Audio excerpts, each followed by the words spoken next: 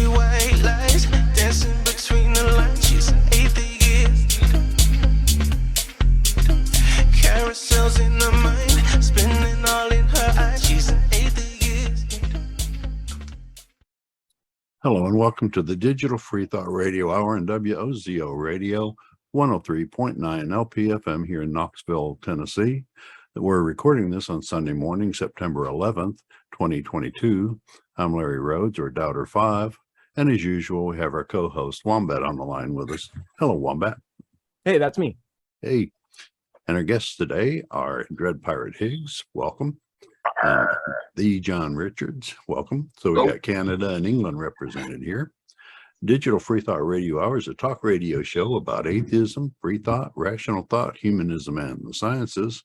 And conversely, we'll also talk about religion, religious faiths, gods, holy books, and superstition. And if you get the feeling that you're the only non-believer in your town, well, you're just not, I'm sure. In Knoxville, here in the middle of the Bible Belt, we have a group of over 1,000 of us. The Atheist Society of Knoxville, or ASK, and we'll tell you more about that after the mid-show break. Wombat, what's our topic today? We're going to be talking about silly ways how people have died, Darwin Awards, Ignoramus Awards, on other sorts as we go into deeper delving in this wonderful topic of death. Anyway, Lou, we're going to, before we get into the meat and potatoes, let's have some pasta and throw it up to our own Dread Pirate Hicks for our weekly invocation. You betcha. God be me captain, I shall not want. He maketh me to float in salt waters. He steereth me through glassy seas. He filleth me bowl. He steereth me through the straits of noodliness, for goodness sake. Aye, though I sail through the heaving of tempestuous waters, I will fear not sinking. For thou art with me. Thy mast and thy rudder, they comfort me. Thou preparest a feast before me in the presence of me mates. Thou quenchest my thirst with grog, my goblet runneth over. Truly past and grog shall abide with me all the days of me life, and I shall dwell in the galley of the Quab forever. Amen. Guys, I'm so glad we were able to meet up today, and it's good to see you again, Dread Pirate. It's good to see your friend Nicolette as well. Nicolette, would you mind introducing yourself? I'm Nicolette Dawn. I'm from Lethbridge, Alberta, and I'm just visiting Grand Forks for a couple days, and I'm off on holidays, going to go out to the island. Going to be super fun. It's very nice to meet everybody here. Nice. Wonderful having you on. Tell me about your hat. It's so beautiful. Oh, thank you. I actually got it from the Halloween store, and yeah, it was awesome. Not bad. You saw it, you're like, I must have it. She of course personalized it to her own particular taste. I added some extra feathers, and yeah. It's very, very cool. Very, very cool. It looks really great. Everyone who's listening to the radio, just imagine like a very wonderful pirate hat plus more wonderful stuff put on top of it. So it looks great. Yeah, feathers and bling and all kinds of things. Got some rivers. Yeah. Dread, how you been doing? Pretty awesome, actually. It was last night or night before the interview? It was the day before, right? Yeah, it was the day before, yeah. Yeah. So actually it was Friday, which it was our past at. I got a call from someone at CTV News, which is a big news network here in Canada. Okay. And we did a session for television audiences on my latest exploits with ICBC and their unwillingness to accommodate my religious expression. Has it already aired? What's that? Has it already aired? Do you have like a YouTube? Yes, I will. I posted the link to it in the messenger. What? Okay. Yeah. I may have when you have a chance, check it out. It's a 2-minute spot. But one of the really good things that came out of it was Bobby Henderson, who is our prophet, the one that introduced the world to Pastafarianism, wrote me an email asking how he could help. So we've got backing from the big wig. Wow. Yeah. That is if not anything, like imagine doing something really nice as a Christian and then having Jesus give you an email and be like, hey, exactly, that was pretty right? good. what I can do to help you out. I'm the Very prophet. Where I got the Never Pope heard behind about it. me, you know? Yeah. I'm just like, Yeah. I'm here to help out. I'm just like, yeah, that should be the role of prophets in all Exactly. shapes and Yes. forms, right? Yeah. Pretty fantastic. Yeah. So keep up the cause for chaos, and same in the same capacity. Let me know whatever I can do to help. Let us know whatever I we can do. appreciate it. Yeah, thank you. Sure. John Richards, always good to see you. I know recent times have been challenging for a lot of English people, but how you been doing personally? Personally, I've been doing fine. Yeah, I had a very busy day yesterday, but I do want to mention the passing of our monarch, Right. because she was, I mean, let's face it, nobody could have been playing the role of monarch better than she did. She was utterly gracious and noble and very engaging, seemingly, you know, not class conscious or race conscious or anything, and going about the world making friends, you know, diplomatically shaking hands and not alienating anyone. Now, I mean, try doing that. It's not easy, and she was wonderful at it. She's going to be a hard act to follow. 96 years. Yeah. But the thing is, of course, with her passing, so we also lose the head of our established church, the Anglican Church. Because, as you know, we're not a secular country, and neither's Canada, because Canada's shares our queen. We lend her out. There are 14 realms in the Commonwealth. The rest, the other members of the Commonwealth, totaling, I think, 56 countries, are not realms. So she's not the head of them. They are republics, just republics within the Commonwealth. But sorry, this is turning into a history lesson, isn't it? So what's going to happen to the Anglican Church? Who's going to? Well, of course, the titular head. Of course, the only thing that travels faster than light is the British sovereignty, because the instant she dies, Charles becomes king. Entanglement. Yes, exactly. Yes. There is no passage of time between those two events. So so he has inherited that, not only the crown, but the position of head of the church. Interestingly, though, in the recent past, he expressed a wish not just to be the title defender of the faith, meaning the Anglican faith, but he wants to be, or he expressed the wish back then a few years ago, that he wants to be defender of all faiths. Oh, my Interesting. goodness. So we'll see how that plays out. That's going to be a hard one, because he's not coming in a Pastafarianism as the head of our church. No, there you go. And of course, the Archbishop of Canterbury won't be supporting him, diluting his activities with other, supporting other faiths. And while I know the Queen didn't have political power, like I know England has very much like separated the two. It is good to see the position of influence and power like held by, in my opinion, just like a woman, where it's just done so well with such dignity, as an example of like, hey, when you have this much authority, when you have this much persuasion, this is how you carry yourself in a public eye, to where like everyone can actually hold that to an esteem and set an example for that. I felt like she had a really good impression of that. And if anything, was a very good contrast for a lot of the bad leaders we've had, even in our own state, or mostly men. It was just like, when these two people are shaking hands, you clearly have a good example and a bad example in the same room. Why can't we have some of that? Yeah, you know? Separating politics from the head of state is such a good idea. And very true. And did you say that right? Separating the head of the church from the politics? Head of church. Well, from the head of state too, because she stands above politics. She's not engaged in party issues, you know. She's right up there, ignoring all of that, and just she will not reveal her opinions about issues which have been politicized. Oh, he won't.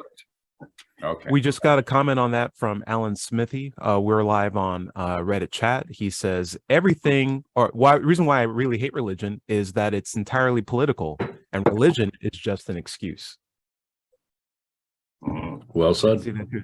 Yeah, the root of all things that we hate is particularly politics. Larry Rhodes, good to see you, and how you been? Doing just fine. I'm going to have to go choke this bird. My daughter's got a bird sitting upstairs. I Did guess not you know can hear where her. this sentence is going. Yeah. Okay. All right. But anyway, haven't had the bike out. Been playing computer games and working, and that's about it. When you're 72, your activities are kind of restricted.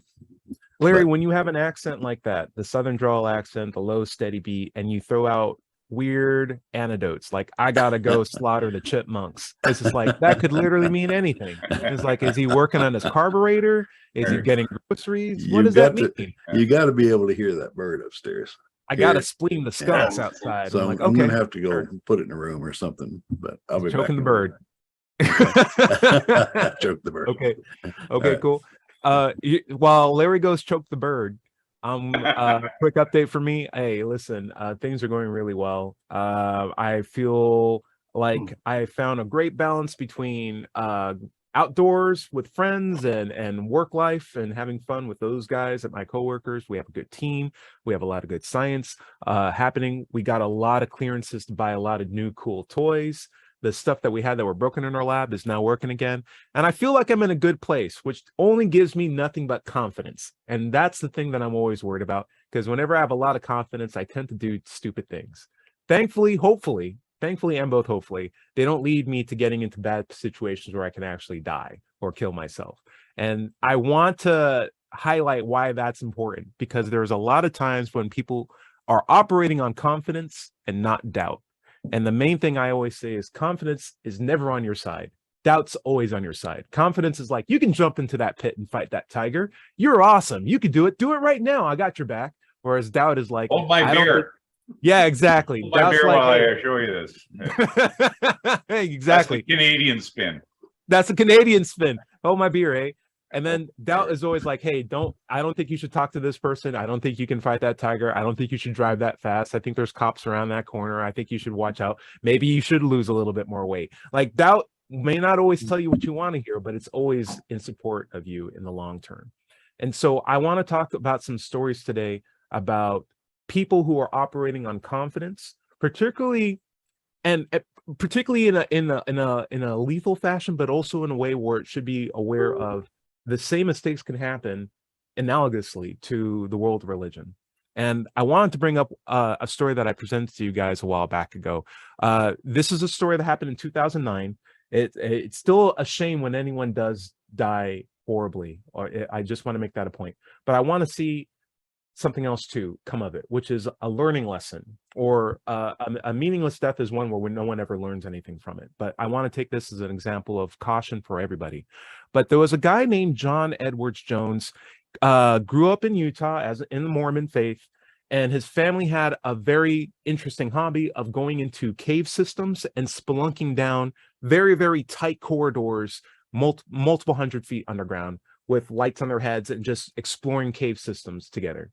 And unfortunately, on one of those trips, John Edward Jones got stuck in a hole that was in an uncharted part of the cave system that he was in, upside down. He got caught upside down, tried to free himself by going deeper into the hole, got himself pinned, and basically was upside down for a period of 28 hours. That's enough time. Your body's not designed to be upside down. Your body, and when I say design, don't clickbait that. Like, your body is essentially inherently created by the one true God. What else can I say? The one newly Lord, to be upright. Your heart is constantly fighting gravity to push blood up to your brain. That's the way how the blood system works. When you're upside down, it's almost as if you are defeating the purpose of all the concept of blood pressure. Now you have blood draining into your head, and you have no way of really forcing it back out because there's no systems in place there. And as a result, he ended up having so much blood drain into his head and away from his other extremities that he essentially died through strangulation it's in, and it's one of the worst ways to go. His family tried to drag him out of the pit, but there wasn't any cranes or systems that can go through the what is it, the tortuous path that he had climbed to get down there. And the entire time he had his family come by and say, listen, we're going to get you out, we're going to pray for you, it's going to be okay, we're going to pray for you. And they sang hymns and they made a lot of prayers. None of it worked. And I can't imagine a more worse way to die than stuck at the bottom of a pit in a hole. But here's my analogy. Here's my learning lesson. I would say that the pit was not chasing him.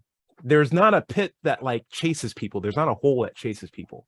And there's not a it wasn't like the pit suddenly like squeezed him down and trapped him. The pit was always there. He climbed into it. But it was his family and his upbringing that like made him feel okay with that. And in a lot of ways, when we're raised in a religious upbringing, we don't know we're in a pit until it's too late to get out for a lot of people. Like we're trapped in a system based on our environment, based on our upbringing, based on the authority figures that we have around us, that even when we realize we're stuck in a hole, we don't have the mechanics to get out on our own a lot of times. And one of the reasons why I think it's important that we make sure that we let people know that there's atheists around them and that they're good people and that they're available to talk to if they have any questions is because of guys like this who might get caught in pits, both literally and metaphorically. And I also want to say like, hey, you know, what a dangerous hobby. Because if there's like a 1 in 1,000 chance you'll get stuck in a pit doing that, and you do it 1,000 times, probability says you're gonna something that's going to happen. Right. Anyway, And that time could come early in the 1,000. You don't have to do 1,000, and you'll never get me down there ever. Exactly. So I say, you know, try to find. You could have picked up disc golf. You could have done a lot of other family activities, but it's the confidence of, listen, I have a God that loves me who will protect me no matter what. Nothing will ever bad happen to me. Of course, I can jump into this cave system and come back out. And of course, if something bad happens, I can pray my way out of it. I can't imagine a worse safety net than one of faith. That'd be my 2 cents. Dad or 5, what do you got? On a lighter note, I was reading about this pastor who went fishing. Pastor really has nothing to do with it, but he was a pastor. And he didn't know how to swim, didn't wear a life jacket, went fishing, which is not good, not a good combination. But his boat started sinking, and it was sinking slow enough that he was able to wave and get help from other boaters, and they came over and helped him to the shore. Now, this is on the internet, so it's got to be true. And it was actually on the Darwin Award site. But it wasn't good enough that he was on dry land and safe. He was worried about his boat. So he talked somebody else into taking him back to his boat. It was foundering in water. It was still upright, but it's foundering.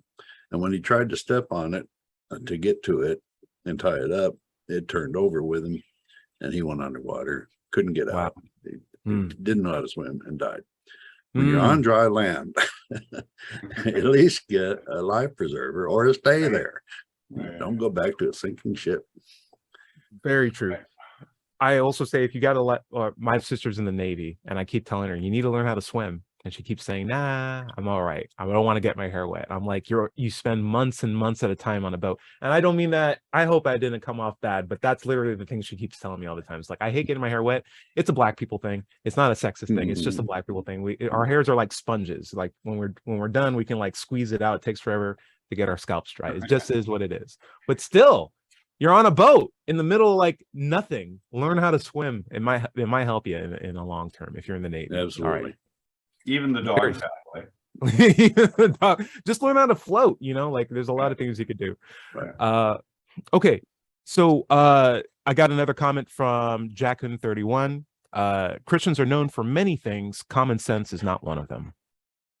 And anyway, throwing that out. You know, if they had that, they wouldn't believe in supernatural stuff, you would think. But it's all depends how you were raised and concepts you were raised with. Sure. It's not in the same way how it was with like the cave system, or it is not so much that religion is bad because it exists and it traps people. It's more of like you're never given an opportunity to realize that there was another option when you're born if you're in a religious system. And because you never get the experience of knowing that there are other options, and you realize you're in a pit and you realize that it's dangerous, you've already grown so accustomed to it and you have no way of getting out because you're already kind of stuck in it, that you're like, I might as well just, keep digging down from here. Like, you don't really have any other options, but you do. And that's why we do these shows. And it's why we speak up.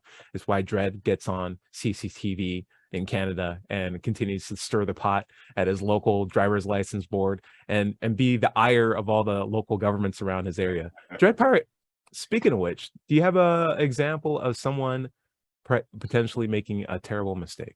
Yes, and certainly a winner of the Darwin Award. This happened in 2006. 2006. A 35-year-old pastor was giving a sermon to the congregation, and he was getting them so worked up, but they were nevertheless surprised to learn that he was going to demonstrate his faith by walking across the estuary where a ferry carries people from one side of the estuary to the other, a 20-minute ferry ride.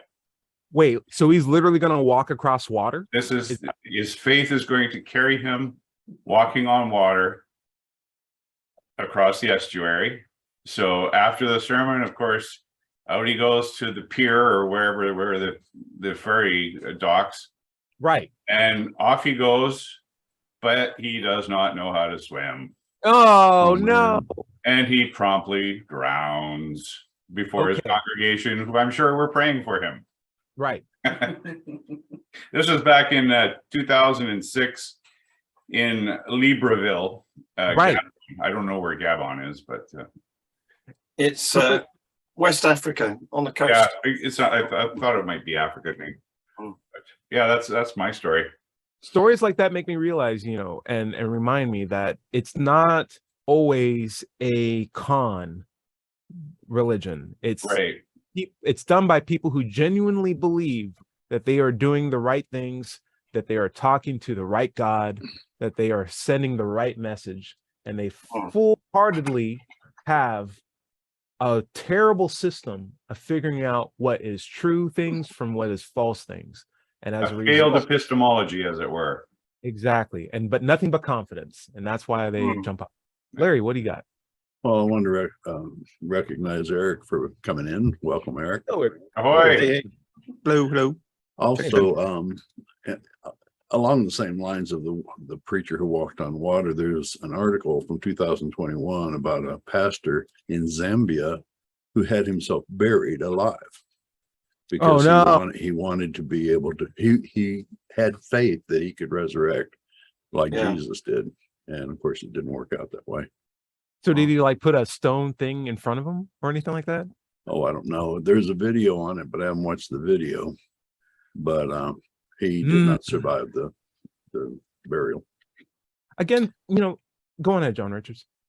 Well, there's quite a few events of pastors in the US and elsewhere who reckoned they could handle a snake. And no, why are you teasing us? Yes, I was gonna. Absolutely. That's down here in this neck of the woods. So if you guys didn't know, before the post show, John Richards always makes it a habit of boasting about the prowess of Mac. And I let him do it because it's an American company. It's you should have an Apple. Why are you having so many problems connecting? Just turn it on. I'm like, it's an American company, I'll let it slide. And the things that are hard to stomach is when he's just, when we're already on the ropes and he's just you Americans do weird things. I'm not the one doing it, but America's a weird place. If you haven't been here, it's kind of weird. But yeah, we do have a lot of active, even in this state, snake handling pastors who have the snakes at home or in the congregation, and they'll release them as they do the sermon. And the idea is, for anyone who's foreign to this concept, they are so confident that these snakes won't bite them because they have God on their side, that they just let them flow freely. They stick their hands in them, they handle them, they pass them out to each other because they have the shield of faith on their side. I never remember if it's poisonous snakes, but I imagine. Oh, it is. Rattlesnakes. But That's the real challenge there, right? That's the true test of faith. Yeah. You see, the other Anybody thing, that gets bitten and dies didn't have sufficient faith, That's Right. at the end which reinforces the congregation. That's at the end of And you see- Matthew, isn't it? you see, the other thing that Americans do is trample all over your story. Yeah.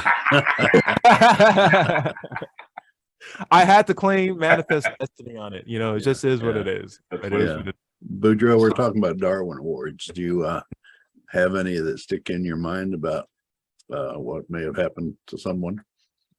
Oh wow, yeah. Like someone I know, or or just no. stories. Doesn't- Yeah. Someone Eric. that died before they were able to have children. Right, we can right. give you. How about we go to break and then we can give Yeah, you it's some about time. that time, I guess. Yeah. And this is the digital Freethought Radio hour. Stay tuned for the second half on our WOZO Radio 103.9 LPFM here in Knoxville, Tennessee. We'll be right back after this short break.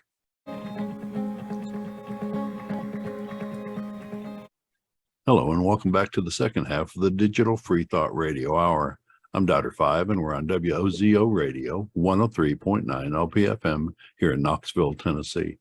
Let's take a minute to talk about the Atheist Society of Knoxville. ASK was founded in 2002. We're in our 20th year, have over 1,000 members, and we meet in person every Tuesday down at the down in the old Knoxville's Old City, at Barley's Tap Room and Pizzeria.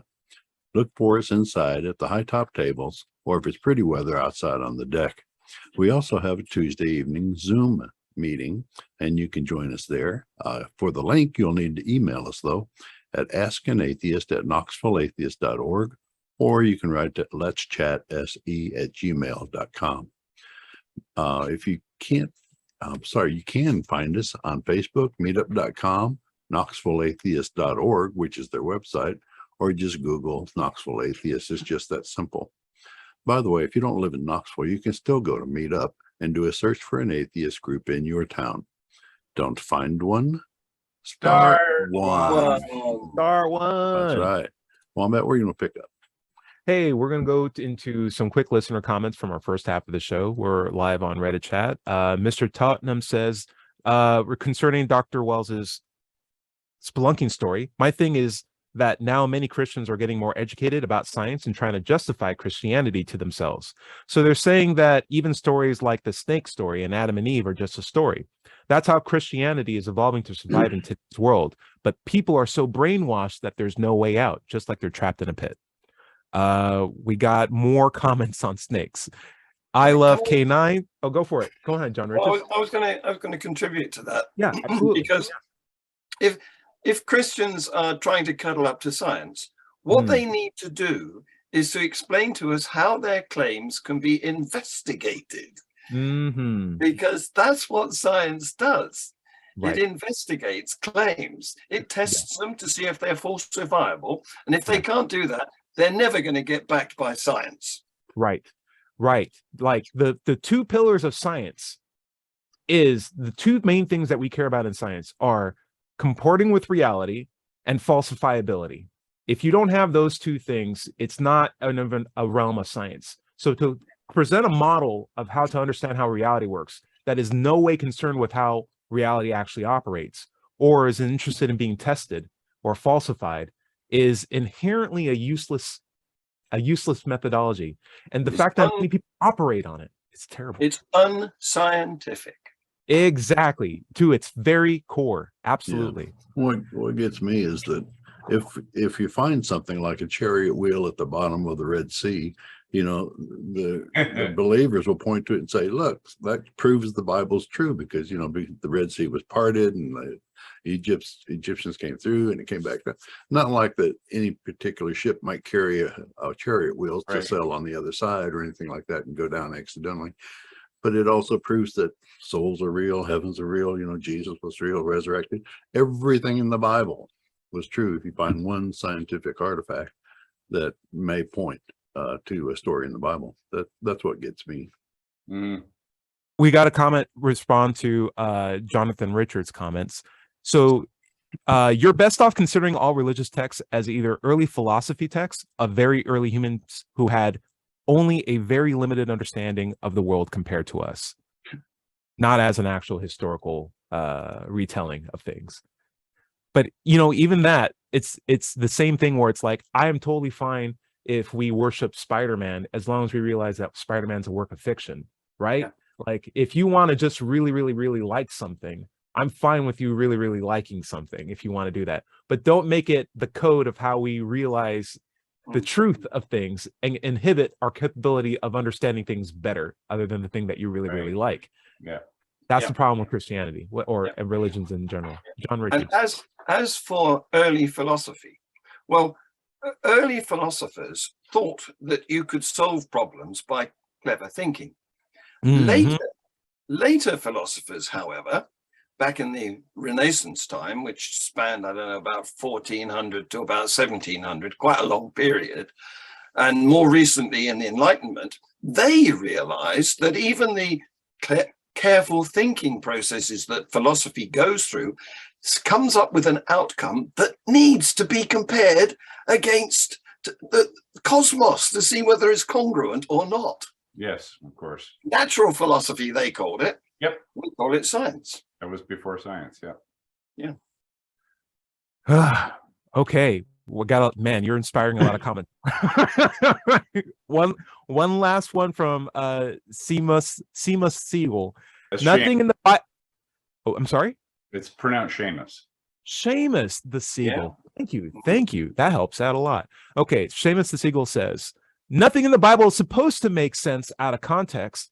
It is a part of a series of philosophy texts written by humans whose entire universe was a few square kilometers in the Middle East. Great for studying the history of human thinking, like Plato, but ultimately complete nonsense from a practical point of view. Yes. Dred, what do you think? Well, I would say that the use of the word philosophy to call those texts any kind of philosophy is not philosophy. It was just basically it was just an understanding, right? It was a theology, not a philosophy. They weren't trying to investigate the world. They were just trying to tell everybody that God did it and this is the way you should worship him. It's The book of claims. Theology, not a philosophy. They're just making declarations and by point of authority forcing people to follow. It's not like inviting. God rules by fiat, right? He doesn't make you think about things. You're just supposed to do as you're told. That's it. Yeah. I want to know, and this is really a big question. I want to know why Seamus Seagull is not Seamus Shagall. Now that's a deep question. That's a good one. That's a philosophy question. Really profound. Larry, I saw your hand up. What was up? I was just going to comment on what John was saying about philosophical thought being flawed. I mean, even what was it? The guy who said, I think therefore, Descartes. Even he got the one truth right, but after that he seemed to go off the rails himself, thinking that supernatural things were real and that spirits were real and God was real. He had no real reason to believe that or to suggest it as truth, but he did anyway. But the only one true philosophical thought that we have, I think, is that I think therefore I am. Nice. I like it. And Seamus has, okay, go ahead, Dred. Well, I was just going to say that statement could cogito ergo sum was what established dualism. The idea that there was a homunculus inside the head and that it was the thing observing the stuff that the body, has senses for input. So it, in its own way, a bit of a failed epistemology because it established Cartesian theater, which many argue is clearly not the case. Am I allowed to throw out my own favorite Latin saying or in philosophy? It's quando omni fluncus morti. I don't know if Canadians can appreciate that. It's when all else fails, play dead. From the Apostle. I just took my Bearware course, so I'm fully cognizant of that one. But I should just point out Eric Green hasn't had a chance to say anything. Absolutely. Eric, Seamus, thank you so much for all the comments. Seamus, thank you so much for all the comments. Everyone else, thank you for texting in, and feel free to leave more comments. We'll go through them during lulls in the show. Eric Green, people dying from confidence. Do you have an example of that to share with us?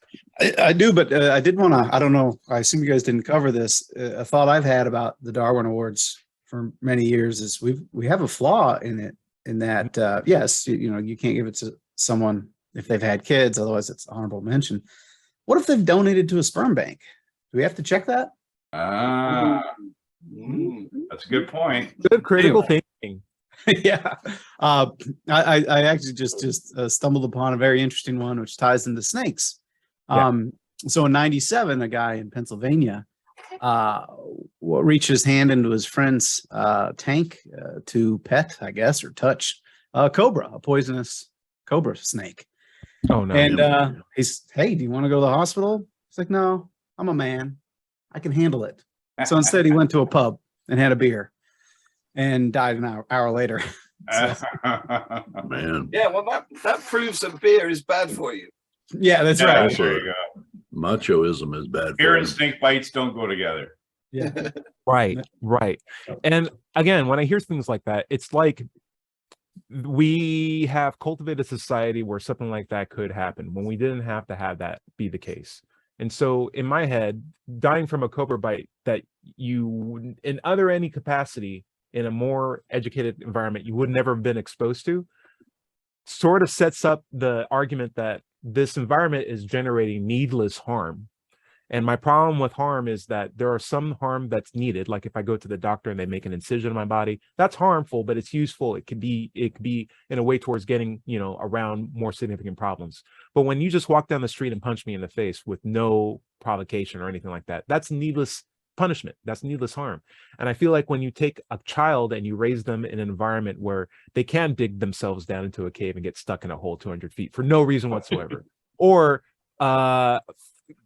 save themselves from a sinking ship, but then jump back into the water to die anyway, or try to walk across a channel because they've been told so many times that people can walk on water if they have enough faith, or get bit by a snake when they didn't have to, whether they're in America and you're being teased by a person from the UK, or a cobra and you're from the great state of Kentucky. Like it seems to me like we are generating causes of needless harm by this confidence that we infuse through a religious society, and we should probably get rid of it. That's my 2 cents. John Richards, what do you think? Well, on the subject of needless harm, I think you've just got yourselves into trouble with the radio station, because putting cobra and beer together in a sentence, we've got a cobra beer over here that's very popular in Indian restaurants. Oh no. You've been inadvertently advertising. If you ever get puns like that, feel free to just interrupt me and get it out, so that you're like, hey Ty, I gotta just get this out. It's like, I'm totally you have pun privilege is what I'll say. There you go. Comment from Dostiers. He says the real sin. Oh, so before we were talking about the Garden of Eden and snakes, the real sin didn't come from listening to a snake. The sin is not the act of disobedience or the snake's supposed trickery, but humans becoming educated. An educated populace is a danger to rulers. If you want to know whether your leaders or governors are working in your interests or rulers are working in their own, how they treat education is a fairly good guide. It is a hard rule over an educated people, but easier to govern on their behalf when they're uneducated. Absolutely. And superstitious. I mean, that's why they burned Tinsdale at the stake for translating the Bible. Yeah, translating it into English that people could actually read. It took the power of the clergy to interpret the Bible from their hands and dispersed it amongst the populace. Right. And for a long time after Gutenberg, it was illegal to own a copy of the Bible. Yeah, it was illegal to own a copy of the Bible. Yeah, I had no idea that was. Well, I mean, I'm not surprised by it, but I'm kind of shocked by that. I thought it would be like a paywall, but the fact that you would own a Bible and that'd be illegal, it's like, what are you going to do? Read that? It's like, what do you think this whole machine was for? Like, yeah. Can we get back to those days? How can we make that a thing again? Like, I was going to make one interesting note, just quickly on that, is that in Canada, the BC or the Humanist Association in Canada has successfully eliminated the practice of schools passing out Gidgeon Bibles. So there you go. Well done. Yeah, very good. Very good. Small bits of progress. And again, if you're very good, very good. If you are an atheist, I say, like, as we make these substantial, steps in progress, the best thing you can do to a Christian isn't necessarily argue and break down their philosophy, or even like try to break down their epistemologies in a straightforward way. It's letting them know that you're an atheist, and then letting them realize, oh my gosh, all these people who are around me, who I always assume were Christian, who thought the same way I think I do, who may believe the same God I think I do, aren't. And I kind of like them. And the next time a Christian tells me, well, people who aren't Christian are going to hell, I'm going to think of my good friend. I'm going to think of my friend Dred or my friend Larry, and be like, wait a second, they're going to hell? Can I talk to them and see if I can get them to Christian? Like, but there's no problem with them. They're totally fine. Why doesn't my God like this completely normal person who doesn't just happen to believe in the God I do? That's in my head. That's the best way to get through it. What, Eric? What do you think? March 23rd. March 23rd. I don't know if anyone else has participated in it over the years, but it's a day that people are encouraged to come out as an atheist. Yeah. So I usually try to find someone that I don't think knows. Right. And I try to tell them every year. Atheist Day. Yeah. Interesting. Yes. But you're right. I think getting that out is important. It is. And it's the sort of thing that becomes easier the more you do it. Like the first time, you're actually kind of when I first let someone know I was an atheist, I was nervous. I almost was hiding it like it was a bad thing.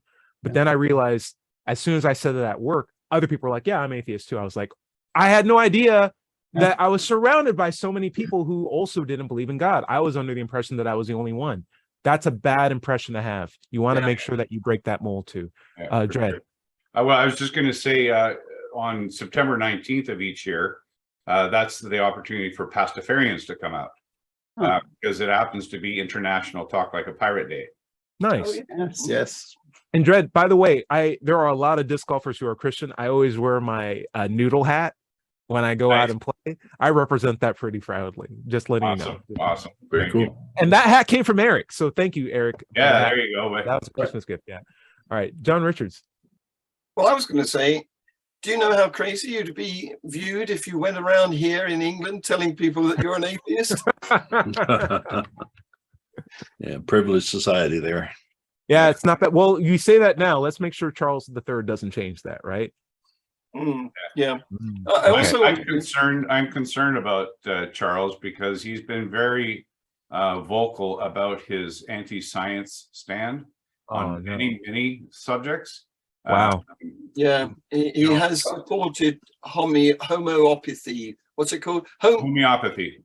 That's the one. Homeopathy. He promotes that as a legitimate. Well, he has in the past, but that is in the past. And in fact, we've recently decided that the NHS has no business paying for homeopathic treatments. So I think he's lost that one. Oh, good. But he does claim that he knows the difference between being a prince and being a monarch. Okay. You can't have opinions if you're a monarch.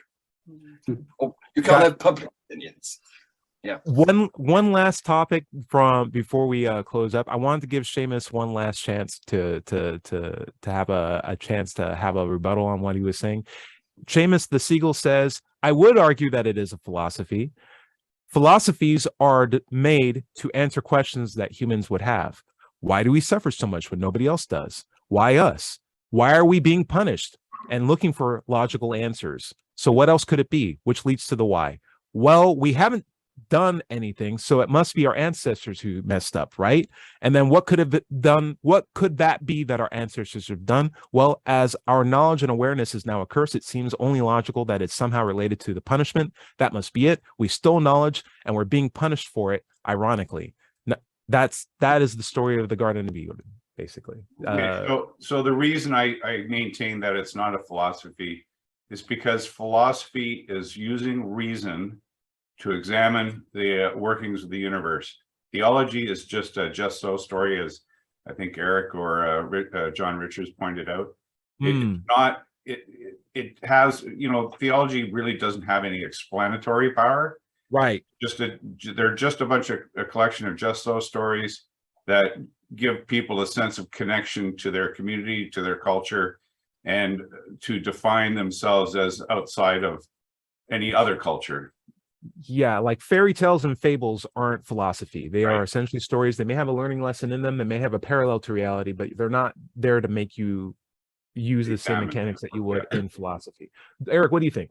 Can I just go devil's advocate for a little bit? Yeah, I'm go for not it. Go for it. entirely sure I agree with this, just to get it out there that, we are talking about a time before reason and a lot of these and scientific method and all the rest of it. So it could have been as close as we could have gotten to philosophy before we were kind of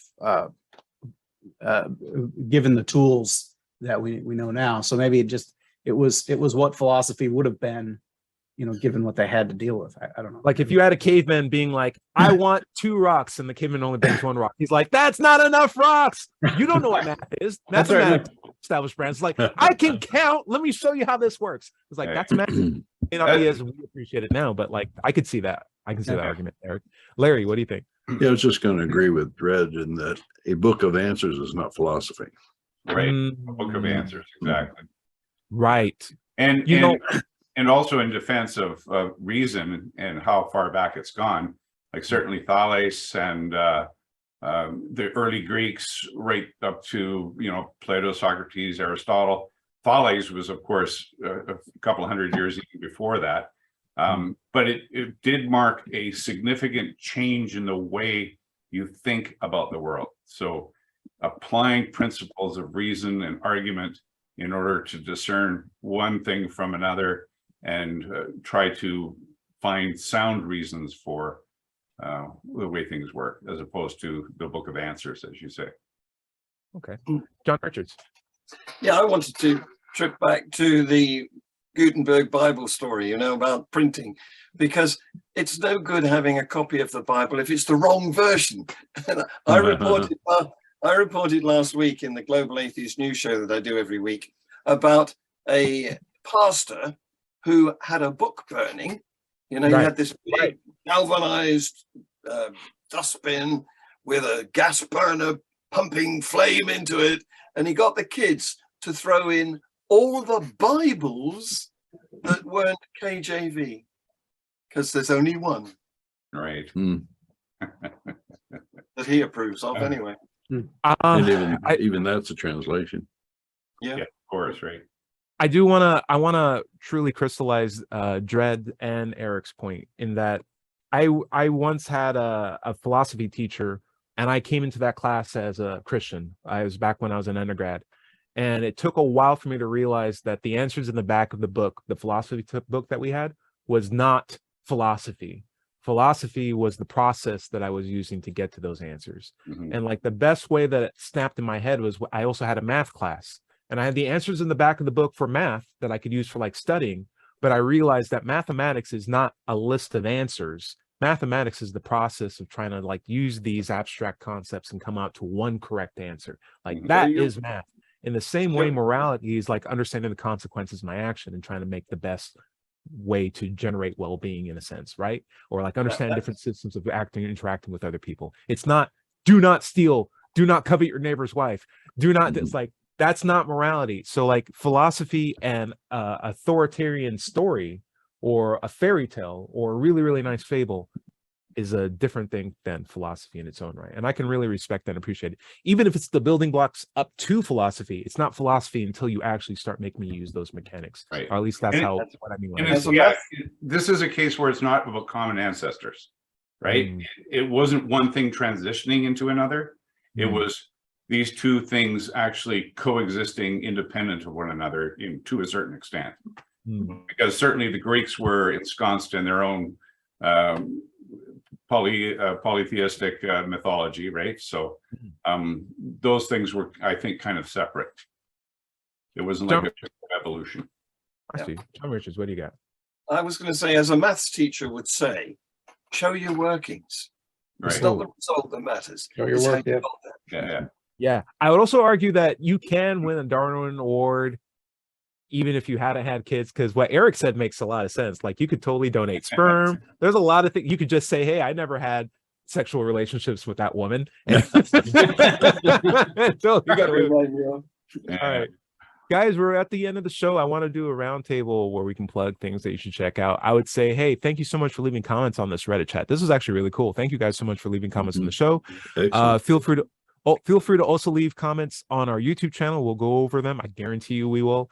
And Dada's Trader Room, thank you for always being a stalwart. We appreciate your comments. Seamus the Seagull, sorry for getting your name mixed up, but we appreciate all the feedback that you've had on this show too.